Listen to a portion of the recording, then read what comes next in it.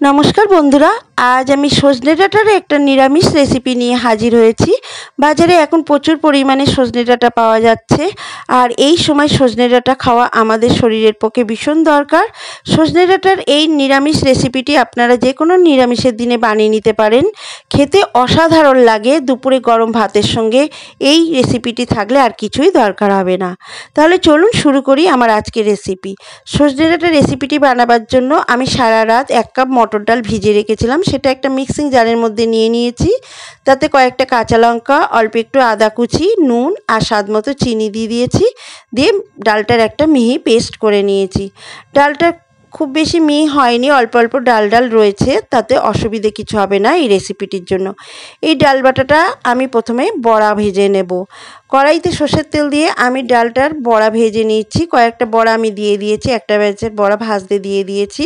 এবার একটা পিঠ হয়ে গেলে অপর পিঠ উল্টে আমি বড়াগুলোকে বেশ একটু লাল লাল করে ভেজে নেব, মানে একদম মচমচে করে ভেজে নেব।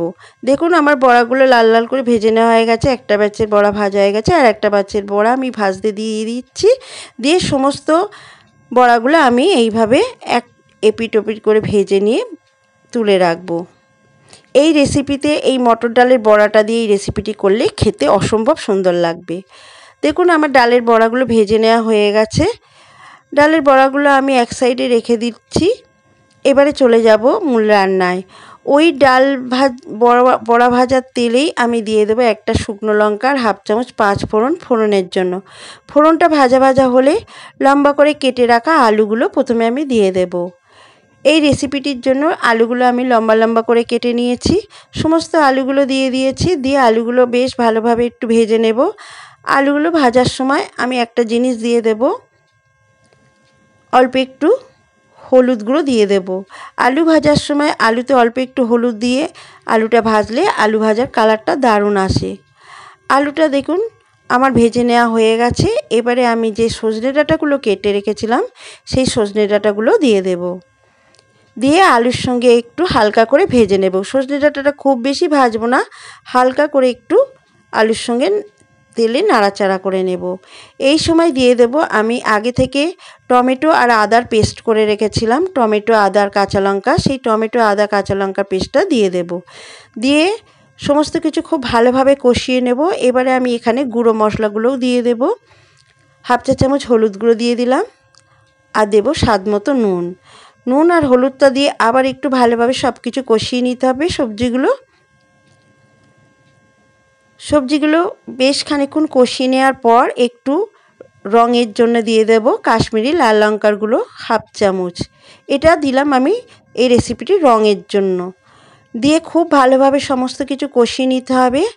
কষানো হয়ে গেছে দেখুন, একদম খুব ভালোভাবে কষিয়ে নিয়েছি। এবারে দিয়ে দেব সবজিগুলো সেদ্ধ হওয়ার জন্য জল। পরিমাণ মতো জল দিতে হবে, একটু বেশি করে জলটা দিতে হবে। যেহেতু বড়াগুলো আমি এই ঝোলের মধ্যে দেব, বড়া অনেকটাই ঝোল সোপ করে নেবে, তাই জলটা দিয়ে আমি একটা ঢাকা দিয়ে 3 মিনিট মতো একটু ফুটিয়ে নেব। 3 মিনিট পর দেখাচ্ছি, দেখুন বেশ ফুটে গেছে তরকারিটা।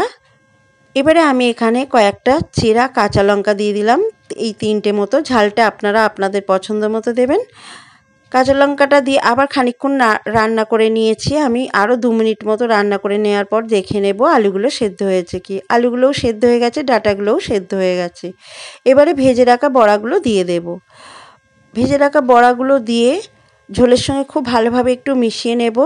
মিশিয়ে নিয়ে আরও 2 মিনিট আমি ঢাকা দেব না, এই অবস্থায় একটু রান্না করে নেব। 2 মিনিট পর দেখাচ্ছি, দেখুন আমার সজনে ডাঁটার নিরামিষ রেসিপি একদম রেডি হয়ে গেছে। এইরকমই একটু ঝোলটা রেখে দিতে হবে, নাহলে যখন নামিয়ে ঠান্ডা হয়ে যাবে তখন ঝোলটা অনেকটা টেনে নেবে। আমি গ্যাসটাকে অফ করে দিয়েছি। দিয়ে একটা পাত্রে এই রেসিপিটি আমি সার্ভ করে দিয়েছি। সজনে ডাঁটা, আলু আর বড়ার ঝোল আপনারা বাড়িতে এইভাবে একবার বানিয়ে খেয়ে দেখুন। যে কোনো নিরামিষের দিনে খেতে অসম্ভব সুন্দর হয়। আর না বাড়িতে বানিয়ে খেলে বুঝবেন না কতটা সুন্দর হয়। আমার আজকের এই রেসিপি যদি ভালো লাগে তো অবশ্যই একটা লাইক করবেন আর আমার চ্যানেলটিকে সাবস্ক্রাইব করে আমার পাশে থাকার অনুরোধ রইল। আবার ফিরে আসবো এরকম সহজ সরল আর একটা রেসিপি নিয়ে। ততক্ষণে সবাই ভালো থাকবেন, সুস্থ থাকবেন আর আমার ভিডিওটা দেখার জন্য সবাইকে অসংখ্য ধন্যবাদ।